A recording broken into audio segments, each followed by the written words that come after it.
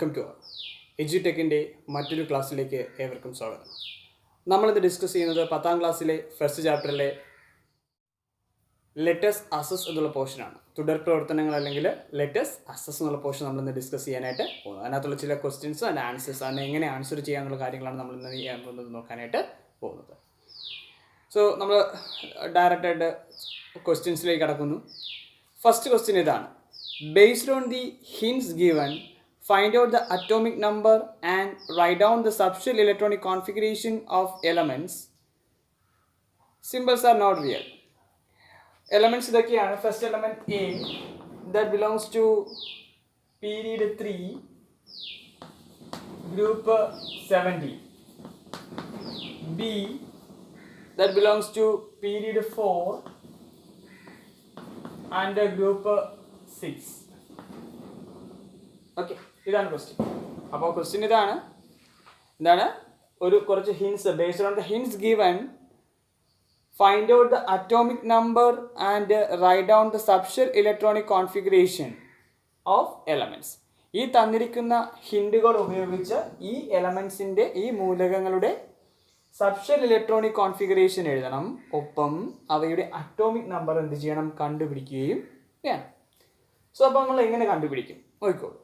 Hints ഇതൊക്കെയാണ്. A, that belongs to third period and 17th group. മൂന്നാമത്തെ പീരീഡിലും അതുപോലെ 17ാമത്തെ ഗ്രൂപ്പിലും വരുന്ന മൂലകമാണ് ആര്? എ എന്ന് പറയുന്നത്. ബി എന്ന് പറയുന്നത് 4th പീരീഡിലും അതുപോലെ ഗ്രൂപ്പ് 6ലും വരുന്നതാണ്. First of all 17th group element എന്ന് പറയുമ്പോൾ നിങ്ങൾക്ക് അറിയാം, that belongs to which block? P block മൂലകമാണ്. 17th ഗ്രൂപ്പ് എന്ന് പറയുമ്പോൾ ഏതാണ്? പി ബ്ലോക്ക് മൂലകമാണ്. നമുക്കറിയാം 17th ഗ്രൂപ്പ് എന്ന് പറയുമ്പോൾ അത് പി ബ്ലോക്ക് എലമെന്റ് ആണ്. സോ നമുക്കറിയാം, നമുക്ക് എഴുതാൻ പറ്റും, in the case of A, its subshell electronic configuration that ends in P subshell because it belongs to P block. P block മൂലകമായതുകൊണ്ട് അത് P subshell അവസാനിക്കുമെന്ന് നമുക്കറിയാം. It belongs to third period. Third period എന്ന് പറയുമ്പോൾ period number is the highest shell number in the particular subshell electronic configuration. നമ്മളൊരു subshell electronic configuration എഴുതുമ്പോൾ അതിലെ ഏറ്റവും വലിയ shell number ആയിരിക്കും പീരിയഡ് നമ്പർ. ഇവിടെ നിങ്ങൾ നോക്കൂ, പീരിയഡ് നമ്പർ 3 ആണ്. That means outermost subshell is actually P. Okay, third period ആണ്. അപ്പോൾ ഇവിടെ എങ്ങനെ അവസാനിക്കുമായിരിക്കും? 3Pയിലായിരിക്കും electronic configuration, subshell electronic configuration അവസാനിക്കുന്നത്. അപ്പോൾ ലാസ്റ്റ് സബ്ഷെൽ നമുക്ക് കിട്ടി 3P ആണ്. ഇനി 17th ഗ്രൂപ്പാണ്. In the case of P block elements, ആ ഗ്രൂപ്പ് നമ്പർ എന്ന് പറയുന്നത് എന്താണ്? പി സബ്ഷെലിനകത്തുള്ള ഇലക്ട്രോണുകളുടെ എണ്ണത്തിനൊപ്പം 12 കൂട്ടുമ്പോഴാണ് നമുക്ക് 17 എന്ന് കിട്ടുന്നത്. P+12 ആണ് 17. അങ്ങനെയാണെങ്കിൽ how many electrons are present in P subshell? 17 minus 12 ചെയ്താൽ മതി, 5 എന്ന് വരും. അപ്പോൾ നമുക്ക് കിട്ടി അവസാന ഇലക്ട്രോണിക് കോൺഫിഗറേഷൻ എന്ന് പറയുന്നത് 3P5ലാണ് എൻഡ് ചെയ്യുന്നത്. Subshell electronic configuration that ends in 3P5. ഇത് നമുക്ക് ബാക്കിയുള്ളത് എഴുതിക്കൂടെ? എങ്ങനെ എഴുതാം? 1s2, 2s2, 2p6, 3s2, 3p5. Okay, അപ്പോൾ എ എന്ന് പറയുന്ന എലമെന്റിനെ സംബന്ധിച്ച് അതിൻ്റെ സബ്ഷെൽ ഇലക്ട്രോണിക് കോൺഫിഗറേഷൻ എഴുതി കഴിഞ്ഞു. ഓക്കെ, ഈ സെയിം മെത്തേഡ് ഉപയോഗിച്ച് നമുക്ക് ബി കണ്ടുപിടിക്കാം. ബി എന്ന് പറയുന്നത് 4th പീരീഡ് ആണ്. അപ്പോൾ നമുക്കറിയാം 4th പീരീഡ് ആകുമ്പോൾ എങ്ങനെയായിരിക്കും ഇലക്ട്രോണിക് കോൺഫിഗറേഷൻ അവസാനിക്കുന്നത്? പീരീഡ് ആകുമ്പോൾ 4 എന്നുള്ള സബ്ഷെൽ ആയിരിക്കും അവസാനിക്കുന്നത്. And it belongs to 6th group. 6th group എന്ന് പറയുമ്പോൾ ഏത് ബ്ലോക്ക് എലമെന്റ് ആണ്? ഡി ബ്ലോക്ക് എലമെന്റ് ആണ്. ഓക്കെ, ഡി ബ്ലോക്ക് എലമെന്റ് ആണ് കിട്ടിയത്. 6th ഗ്രൂപ്പ് എന്ന് പറയുമ്പോൾ that belongs to d block. നമുക്കറിയാം 3 to 12th group elements are d block elements അല്ലേ? അപ്പോൾ ഡി ബ്ലോക്ക് എലമെന്റ് ആണ്. ഡി ബ്ലോക്ക് എലമെന്റിന്റെ ഗ്രൂപ്പ് നമ്പർ എന്ന് പറയുന്നത് എസ്, ഔട്ടർ മോസ്റ്റ് എസിലെയും തൊട്ടുള്ളിലെ ഡിയിലെയും ആകെ ഇലക്ട്രോൺസിന്റെ എണ്ണം. എസിനകത്ത് എപ്പോഴും 2 ആയിരിക്കും, 2. അപ്പോൾ ഡിക്കകത്ത് 6 കിട്ടണമെങ്കിൽ എത്രയായിരിക്കും? 4 ആയിരിക്കും. So it ends in 3D4, 3D4, 4s2. ഇങ്ങനെയായിരിക്കും ഇലക്ട്രോണിക് കോൺഫിഗറേഷൻ അവസാനിക്കുന്നത്. ബാക്കി കൂടി എഴുതാലോ. 1s2, 2s2, 2p6, 3s2, 3p6, 3d4, 4s2.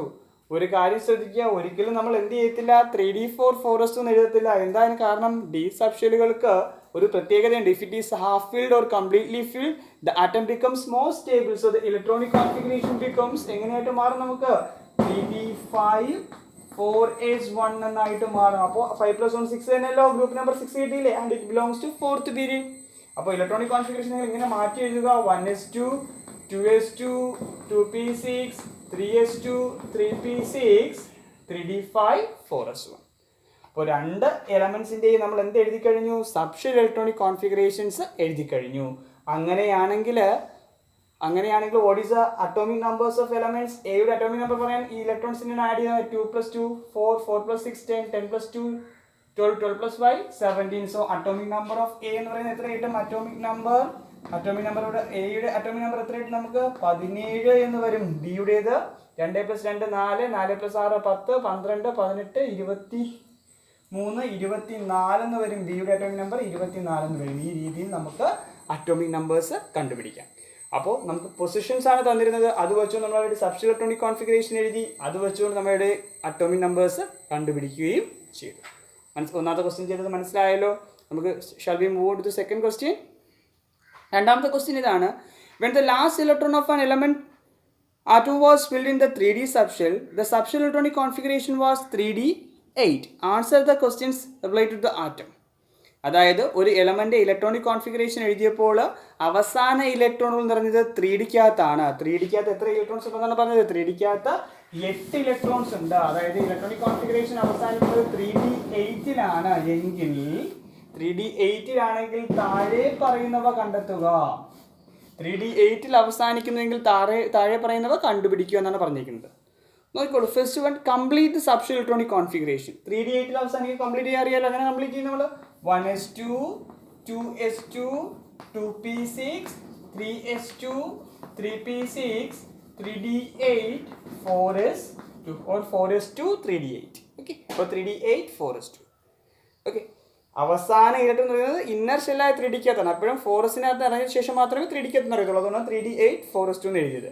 Okay, then next കണ്ടുപിടിക്കുന്നത് അറ്റോമിക് നമ്പർ ആണ്. എന്താണ് അറ്റോമിക് നമ്പർ? എത്രയായിരിക്കും അറ്റോമിക് നമ്പർ എന്ന് പറയുന്നത്? ആഡ് ചെയ്യുക. 2 + 2 4 4 + 6 10 12 18 26 28. So atomic number is 28 because the number of electrons present in the atom is 28. So its atomic number is also 28.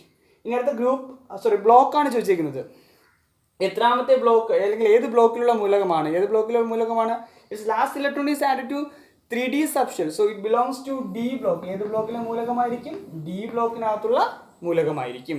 അതുപോലെ period number എന്ന് പറയുന്നത് ഏറ്റവും വലിയ ഷെൽ നമ്പർ ആയിരിക്കും. ഇവിടെ ഷെൽ നമ്പർ 4 ആണ്. Or the shell number of outermost subshell is actually 4s. So the period number is also 4. അടുത്ത ചോദിച്ചിരിക്കുന്നത് എന്താണ്? ഗ്രൂപ്പ് നമ്പർ ആണ്. In the case of D block elements, its group number is the sum of the number of electrons present in the outermost S and inner D subshell. എസ്സിലെയും ഡിയിലെയും ആകെ ഇലക്ട്രോണുകളുടെ എണ്ണം. എസ്സിനകത്ത് 2, ഡിക്കകത്ത് 8. അപ്പോൾ ആകെ 8 + 2 10 എന്ന് വരും. സോ ഗ്രൂപ്പ് നമ്പർ എത്ര കിട്ടും? 10 കിട്ടും. മനസ്സിലായല്ലോ. അപ്പോൾ ലാസ്റ്റ് ഇലക്ട്രോൺ ആഡ് ചെയ്യുന്ന സബ്ഷെൽ തന്നിട്ടുണ്ടായിരുന്നു. സബ്ഷെൽ ഇലക്ട്രോണിക് കോൺഫിഗറേഷൻ എഴുതി, അതുവഴി ഗ്രൂപ്പ് നമ്പർ കണ്ടുപിടിച്ചു, ഏത് ബ്ലോക്കിലുള്ള മൂലകം എന്ന് പറഞ്ഞു, അതിൻ്റെ പീരിയഡ് നമ്പർ പറഞ്ഞു, അതുപോലെ ഗ്രൂപ്പ് നമ്പർ പറഞ്ഞു. മനസ്സിലായല്ലോ. So we are move to the third question. നിങ്ങൾ ടെക്സ്റ്റ് ബുക്ക് കൂടെ എടുത്തു വെച്ച് നോക്കിയുള്ള ക്വസ്റ്റ്യൻ ഒന്ന് നോക്കുക, എന്നിട്ടാണ് ആൻസർ ചെയ്യാം. Third question is pick out the wrong subshell electronic configuration from those given below. താഴെ തന്നിരിക്കുന്നതിൽ റോങ് ആയിട്ടുള്ള സബ്ഷെൽ ഇലക്ട്രോൺ വിന്യാസം എഴുതാനാണ് പറഞ്ഞിരിക്കുന്നത്. താഴെ തന്നിട്ടുള്ളവയിൽ റോങ് ആയിട്ടുള്ള സബ്ഷെൽ ഇലക്ട്രോണിക് കോൺഫിഗറേഷൻ എഴുതാനാണ് പറഞ്ഞിരിക്കുന്നത്. സോ ഫസ്റ്റ് ഞാനൊന്ന് വായിക്കാം. 1s2 2s2 2p7. Okay, electronic configuration ഇതായിരുന്നു. 1s2 2s2 2p7. 1s2 2s2 2p7. ഇത് 1s2 2s2 2p7 എടുക്കുമ്പോൾ ഇത് ശരിയാണോ തെറ്റാണോ? ഓക്കെ, നമുക്കറിയാം പി സബ്ഷനകത്ത് പരമാവധി എത്രയേ പറ്റത്തുള്ളൂ? 6 ഇലക്ട്രോൺസിന് മാത്രമേ പറ്റത്തുള്ളൂ. ഇവിടെ നമുക്ക് 2p7 എന്നാണ് എഴുതിക്കുന്നത്. So it is a wrong electronic configuration. Pick out ചെയ്യാനേ പറഞ്ഞിട്ടുള്ളൂ. ചിലപ്പം pick out the wrong electronic configuration and correct എന്ന് പറഞ്ഞ് ചോദിക്കാം. കറക്റ്റ് ചെയ്യാൻ പറഞ്ഞു കഴിഞ്ഞാൽ നമുക്ക് ഇവിടെ എങ്ങനെ എഴുതാൻ പറ്റും? 2p6 3s1 എന്ന് എഴുതേണ്ടി വരും. കാരണം 7 ഇലക്ട്രോൺസിനെ പിക്കകത്ത് ഉൾക്കൊള്ളിക്കാൻ പറ്റത്തില്ല. Only 6 can accommodate in p subshell. The remaining one moves to the next subshell, that is 3s. So ഈ p7 എന്നുള്ള മാറ്റിയിട്ട് p6 3s1 എന്ന് എഴുതേണ്ടി വരും. The second electronic configuration is 1s2 2s2 2p5 3s1. 2p5 3s1 ശരിയാണോ തെറ്റാണോ? 2p5 3s1ൽ അവസാനിക്കുന്നു. ഒരിക്കലും നടക്കത്തില്ല. 3s1ൽ ഇലക്ട്രോൺസ് വരണമെങ്കിൽ ആദ്യം പിക്കകത്ത് 1s2 2s2 2p5 3s1 എന്നാണ് എഴുതുന്നത്. തെറ്റാണ്. കാരണം എന്താണ്? പിക്കകത്ത് 6 എണ്ണം നിറഞ്ഞതിന് ശേഷം മാത്രമേ 3s-ലോട്ട് ഇലക്ട്രോൺസ് അറിയത്തുള്ളൂ. പക്ഷേ ഇവിടെ എങ്ങനെയാണ് 2p5 3s1? It is also A wrong electronic configuration. ഇതിനെ ശരിയാക്കി എഴുതുകയാണെങ്കിൽ, ശരിയാക്കി എഴുതാൻ പറഞ്ഞിട്ടില്ല, പിക്ക് ഔട്ട് ചെയ്യാനേ പറഞ്ഞിട്ടുള്ളൂ. ശരിയാക്കാൻ പറഞ്ഞു കഴിഞ്ഞാൽ നമുക്ക് എങ്ങനെ എഴുതാം? 2p6 എന്ന് എഴുതാൻ സാധിക്കും. Okay, not 2p5 3s1. It is a wrong subshell electronic configuration.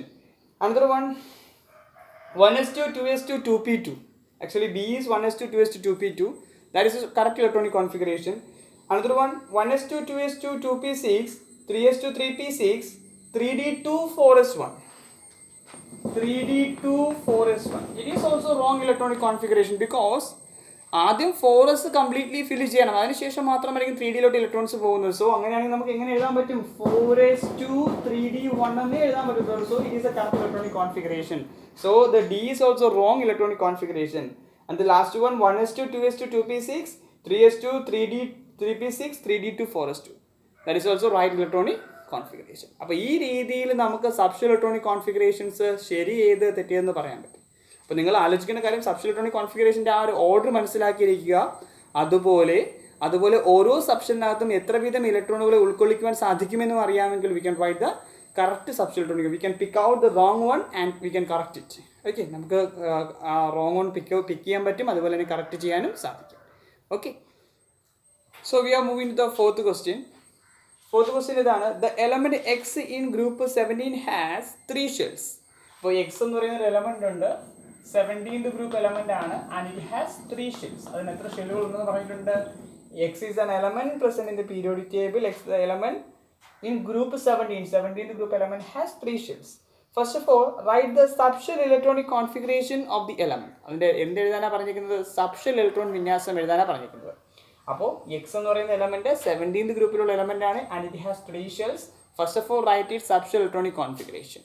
അപ്പോൾ നമ്മൾ നേരത്തെ പറഞ്ഞു 17th ഗ്രൂപ്പ് ആകുമ്പോൾ that belongs to p block. 3 ഷെല്ലുകൾ ഉണ്ടെന്ന് വെച്ച് കഴിഞ്ഞാൽ ഇറ്റ്സ് പീരിയഡ് നമ്പർ ഇസ് 3. അങ്ങനെയാണെങ്കിൽ that ends in 3p. So how many electrons are present in p subshell? നമുക്ക് കണ്ടുപിടിക്കുക. 17th ഗ്രൂപ്പ് ആകുമ്പോൾ പിയിലുള്ള ഇലക്ട്രോണുകളുടെ എണ്ണത്തിനൊപ്പം 12 ആഡ് ചെയ്യുമ്പോഴാണ് 17. So p contains 5 electrons. So its electronic configuration ends in 3p5. Then how will you write the subshell electronic configuration? That is 1s2 2s2 2p6 3s2 3p5.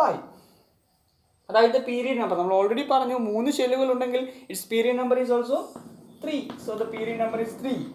Then what will be the chemical formula of the compound form if the element X reacts with the Y of the third period which contains 1 electron in the p subshell?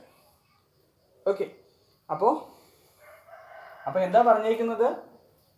Same പീരീഡിനകത്തുള്ള Y എന്ന് പറയുന്ന എലമെന്റുമായിട്ട് ഈ X combine ചെയ്യുന്നു. പ്രത്യേകത it's Y, ഇത് 3p subshell contains same period ആണ്. അപ്പോൾ 3p തന്നെയാണ്, contains only 1 electron. Okay, 3p1 അവസാനിക്കുന്ന Y എന്ന് പറയുന്ന എലമെന്റുമായിട്ട് എക്സ് കമ്പൈൻ ചെയ്യുകയാണെങ്കിൽ what is the chemical formula of the compound formed എന്നാണ് ക്വസ്റ്റ്യൻ. അപ്പോൾ നമുക്ക് first of all we can write the subshell electronic configuration of Y also. It's ends in 3p1. So it's subshell electronic configuration is 1s2 2s2 2p6 3s2 3p1. അപ്പോൾ നമുക്ക് എക്സിന്റെ subshell electronic configuration അറിയാം, അതുപോലെ വൈയുടേത് അറിയാം. ഈ എക്സിൻ്റെയും വൈയുടെയും subshell electronic configurations കിട്ടിക്കഴിഞ്ഞാൽ how will you right the chemical formula of the compound formed? അത് നമുക്കൊരു കാര്യം അറിയാം, 2 എലമെന്റ്സിൻ്റെയും ഓക്സിഡേഷൻ സ്റ്റേറ്റുകൾ അല്ലെങ്കിൽ വാലൻസികൾ കിട്ടുകയാണെങ്കിൽ ആ വാലൻസികൾ വെച്ചുകൊണ്ട് നമുക്ക് എന്ത് ചെയ്യാൻ പറ്റും? എലമെന്റ് കെമിക്കൽ ഫോർമുല എഴുതാനായിട്ട് സാധിക്കും. ഞാനിവിടെ വാലൻസി കണ്ടുപിടിക്കുന്നത് പറഞ്ഞ് ഞാൻ ഓക്സിഡേഷൻ സ്റ്റേറ്റ് കണ്ടുപിടിക്കാൻ പോവുകയാണ്. നമുക്ക് ആദ്യം എക്സിൻ്റെ ഓക്സിഡേഷൻ സ്റ്റേറ്റ് നോക്കാം. X outermost shell is actually 3s2 3p5 because outermost ഷെല്ലാണ് ഞാൻ പറഞ്ഞത്. 3s-ഉം 3p-യും ഉൾപ്പെടുന്നതാണ് എൻ്റെ ഔട്ടർമോസ്റ്റ് ഷെൽ എന്ന് പറയുന്നത്. 3s 3p that is third ഷെല്ലാണ് ഔട്ടർമോസ്റ്റ് ഷെൽ എന്ന് പറയുന്നത്. And it contains 7 electrons. 7 ഇലക്ട്രോണുകളുണ്ട് അല്ലേ? അപ്പോൾ ഇത് കെമിക്കൽ റിയാക്ഷനിൽ പാർട്ടിസിപ്പേറ്റ് ചെയ്യുമ്പോൾ സ്റ്റെബിലിറ്റി അറ്റൈൻ ചെയ്യാൻ വേണ്ടി എന്ത് ചെയ്യും? 1 ഇലക്ട്രോണിനെ ഗെയിൻ ചെയ്യും. So its oxidation state is -1. 1 ഇലക്ട്രോണിനെ ഗെയിൻ ചെയ്യുമ്പോൾ നെഗറ്റീവ് ചാർജുള്ള അയോൺസ് ആയിട്ട് പറഞ്ഞാൽ 9th പഠിച്ചിട്ടുണ്ട്. So anyway X minus ions ആയിട്ടാണ് മാറുന്നത്. So its oxidation state is taken as -1. അതിന് റീസൺ ഉണ്ട്, ഞാൻ പറഞ്ഞു തരാം. അതുപോലെ നമുക്ക് വൈയുടെ നോക്കാം. വൈയുടെ ഔട്ടർമോസ്റ്റ് ഷെൽ എന്ന് പറയുന്നത് 3s-ഉം 3p-യും ആണ് അല്ലേ? ഇവിടെയും തേർഡ് ഷെല്ലാണ്. So it contains 3 electrons. 3 ഇലക്ട്രോണുകളുണ്ട്. അപ്പോൾ സ്റ്റേബിൾ ആകണമെങ്കിൽ ഒന്നുകിൽ 5 ഇലക്ട്രോൺസിനെ ഗെയിൻ ചെയ്യണം, അല്ലെങ്കിൽ 3നെ ഡൊണേറ്റ് ചെയ്യും. Which is easier? 3നെ വിട്ടുകൊടുക്കുന്നതായിരിക്കും എളുപ്പം. So it becomes +3 ions. Okay, 3 liberate ചെയ്യും. അപ്പോൾ ഇങ്ങനെ രണ്ട് ഓക്സിഡേഷൻ സ്റ്റേറ്റുകൾ കിട്ടിക്കഴിഞ്ഞാൽ അത് വെച്ചുകൊണ്ട് നമുക്ക് എന്ത് ചെയ്യാൻ പറ്റും, കെമിക്കൽ ഫോമിൽ എഴുതാൻ പറ്റും. അതായത് നമ്മൾ ചെയ്യുന്നത് ഇവിടെ ഓക്സിഡേഷൻ സ്റ്റേറ്റുകളെ പരസ്പരം മാറ്റി സബ്സ്ക്രിപ്റ്റായിട്ട് പാദാംഗമായിട്ട് എഴുതിയാൽ മതിയായിരിക്കും. അപ്പോൾ ഓക്സിഡേഷൻ സ്റ്റേറ്റുകളുണ്ട്, അവയെ പരസ്പരം മാറ്റി എന്തായിട്ട് എഴുതുക, സബ്സ്ക്രിപ്റ്റായിട്ട് എന്ത് ചെയ്യുക, റെപ്രസെൻറ്റ് ചെയ്യുക. അപ്പോൾ എക്സിൻ്റെ ഓക്സിഡേഷൻ സ്റ്റേറ്റ് എത്ര, -1 ആണ്, വൈയുടേത് +3 ആണ്. എപ്പോഴും നമ്മൾ സാധാരണ ഇതിൽ കോമ്പൗണ്ടിനെ റെപ്രസെൻറ്റ് ചെയ്യുമ്പോൾ പോസിറ്റീവ് അയോൺസിനെ അല്ലെങ്കിൽ പോസിറ്റീവ് അയോൺ ആയിട്ട് മാറാൻ സാധ്യതയുള്ള എലമെന്റിനെ ആദ്യം എഴുതും. അതായത് വൈ നമ്മൾ ആദ്യം റെപ്രസെൻറ്റ് ചെയ്യും, ദെൻ എക്സിനെ റെപ്രസെൻറ്റ് ചെയ്യും. ഇനി അവിടെ ഇവിടെ സൈനിൻ്റെ ആവശ്യമില്ല, വൈയുടെ ഓക്സിഡേഷൻ സ്റ്റേറ്റ് 3, എക്സിൻ്റേത് 1. അപ്പോൾ വൈ ആദ്യം എഴുതിയതിന് കാര്യം മനസ്സിലായാലും പോസിറ്റീവ് അയോൺ ആയതുകൊണ്ടാണ്. ഇനി പരസ്പരം മാറ്റി സബ്സ്ക്രിപ്റ്റ് ആയിട്ട് എഴുതുക. എക്സിൻ്റേത് വൈയുടേത് എക്സിനും എക്സിൻ്റേത് വൈക്കും കൊടുക്കുന്നു. So we get yx y1 x3 എന്ന് കിട്ടും. Or we get the compound is yxb because 1 ആണെങ്കിൽ എന്ത് ചെയ്യേണ്ട ആവശ്യമില്ല, റെപ്രസെൻറ്റ് ചെയ്യേണ്ട ആവശ്യമില്ല. This is the chemical formula of the compound formula. So ഇത് 9th പഠിച്ച കാര്യങ്ങളും കൂടെയാണ്. ജസ്റ്റ് ഒന്ന് നമ്മൾ സബ്സ്റ്റേറ്റ് ഇലക്ട്രോണിക് കോൺഫിഗറേഷൻ വെച്ച് പറഞ്ഞതേ ഉള്ളൂ. മനസ്സിലായി കാണുമെന്ന് വിശ്വസിക്കുന്നു. മനസ്സിലാകാത്ത റിപ്പീറ്റ് ചെയ്തൊന്ന് വീഡിയോസ് കണ്ടു നോക്കുക, അപ്പോൾ നിങ്ങൾക്ക് കുറച്ചുകൂടെ നന്നായിട്ട് മനസ്സിലാവുന്നതായിരിക്കും. So we are moving to the next question. The element Cu with atomic number 29 undergoes chemical reaction to form an ion with oxidation number +2. അതായത് കോപ്പർ എന്ന് പറയുന്ന മൂലകമുണ്ട്, അതിൻ്റെ അറ്റോമിക് നമ്പർ 29 ആണ്. അത് കെമിക്കൽ റിയാക്ഷനിൽ പാർട്ടിസിപ്പേറ്റ് ചെയ്യുമ്പോൾ +2 അയോണായിട്ട് മാറുന്നു. അതായത് +2 ഓക്സിഡേഷൻ നമ്പറായിട്ട് മാറുന്നു. അതായത് Cu2+ അയോണായിട്ട് മാറുന്നു എപ്പോഴും കെമിക്കൽ റിയാക്ഷനിൽ പാർട്ടിസിപ്പേറ്റ് ചെയ്യുമ്പോൾ. ഒരു സൂചന അവർ തന്നിട്ടുള്ളത് ഇതാണ്, ഹിൻ്റായിട്ട് തന്നിട്ടുള്ളതാണ്. ഇറ്റ്സ് അറ്റോമിക് നമ്പർ ഈസ് 29 ആണ് ഇതിൻ്റെ അറ്റോമിക് നമ്പർ എന്ന് പറയുന്നത്. കോപ്പറിൻ്റെ അറ്റോമിക് നമ്പർ എത്രയാണ്, 29 ആണെന്ന് അവർ പറഞ്ഞിട്ടുണ്ട്. Okay, then write down the substate electronic configuration of this ion. ഈ അയോണിന് എന്ത് എഴുതാനാണ് പറഞ്ഞിരിക്കുന്നത്, സബ്സ്റ്റേറ്റ് ഇലക്ട്രോണിക് കോൺഫിഗറേഷൻ. അപ്പോൾ കോപ്പർ അതായത് Cu2+ അയോണിൻ്റെ സബ്സ്റ്റേറ്റ് ഇലക്ട്രോണിക് കോൺഫിഗറേഷൻ എഴുതണം. അപ്പോൾ അതിന് നമ്മൾ ആദ്യം കോപ്പർ 29ൻ്റെ സബ്സ്റ്റേറ്റ് ഇലക്ട്രോണിക് കോൺഫിഗറേഷൻ എഴുതുക. 1s2 2s2 2p6 3s2 3p6 4s2 3d9 എന്ന് വരും. പക്ഷേ നമ്മൾ എന്ത് എഴുതും, 4s1 3d10 എന്നാക്കി മാറ്റും. ബിക്കോസ് അറിയാലോ 9 2 എന്ന് എഴുതാത്തതിന് കാരണം എന്താണ്, ഡി സബ്സ്റ്റേറ്റ് ഹാഫ് ഫിൽഡ് ഒരു കംപ്ലീറ്റ്ലി ഫിൽഡ് ആകുമ്പോൾ that becomes more stable. Okay, ഇനി നമ്മൾ Cu2+ൻ്റെ എഴുതാൻ പോവുകയാണ്. Cu2+, ഒരു ആറ്റം പോസിറ്റീവ് ചാർജുള്ള അയോൺസ് ആയിട്ട് മാറുന്നത് ബൈ ഡൊണേറ്റിംഗ് ഇലക്ട്രോണുകൾ വിട്ടുകൊടുക്കുമ്പോഴാണ്. ഇവിടെ 2+ അയോൺസ് ആയിട്ട് മാറണമെങ്കിൽ എത്ര ഇലക്ട്രോൺസിന് വിട്ടു കൊടുക്കണം, 2 ഇലക്ട്രോൺസിനെ ഡൊണേറ്റ് ചെയ്യണം. So what about the electronic configuration, substrate electronic configuration, it becomes 1s2 2s2 2p6 3s2 3p6. ഇപ്പോൾ 2 ഇലക്ട്രോൺസിനെ വിട്ടു കൊടുക്കണം. എപ്പോഴും ഒരു ആറ്റം കെമിക്കൽ റിയാക്ഷനിൽ പാർട്ടിസിപ്പേറ്റ് ചെയ്യുമ്പോൾ ഔട്ടർ മോസ്റ്റ് ഷെല്ലിലെ ഇലക്ട്രോൺസ് ആയിരിക്കും കെമിക്കൽ റിയാക്ഷനിൽ പാർട്ടിസിപ്പേറ്റ് ചെയ്യുന്നത്. Here it's outermost shell is 4s. പക്ഷേ ഇവിടെ ഒരു ഇലക്ട്രോൺ മാത്രമേ ഉള്ളൂ. It needs to liberate 2 electrons.